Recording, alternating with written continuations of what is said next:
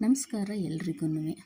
ಏನಪ್ಪ ಅಂತಂದರೆ ನನ್ನ ಚಿಕ್ಕ ಮಗನ ಕಿವಿಲಿ ಏನೋ ಇದೆ, ಏನೋ ಹಾಕ್ಕೊಂಡಿದ್ದಾನೆ ಅಂತ ನನ್ನ ದೊಡ್ಡ ಮಗ ಯಾವಾಗಲೂ ಹೇಳ್ತಿದ್ದ. ನಾನು ನಂಬ್ತಿರಲಿಲ್ಲ.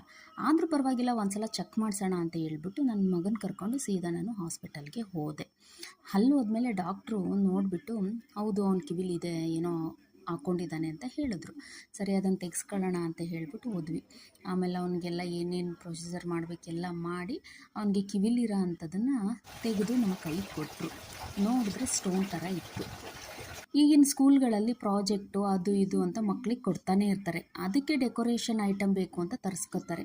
ಆ ಸಣ್ಣ ಪುಟ್ಟ ವಸ್ತುಗಳನ್ನು ಮಕ್ಕಳುಗಳು ಕಿವಿಗೆ ಹಾಕೊಳ್ಳೋ ಸಾಧ್ಯತೆಗಳು ತುಂಬ ಇರುತ್ತೆ. ಇದರಲ್ಲಿ ಪೇರೆಂಟ್ಸು ತುಂಬ ಕೇರ್ ಆಗಿರಬೇಕು, ಮತ್ತು ಸ್ಕೂಲ್ಗಳಲ್ಲೂ ಇದ್ರ ಬಗ್ಗೆ ಗಮನ ಹರಿಸ್ಬೇಕು.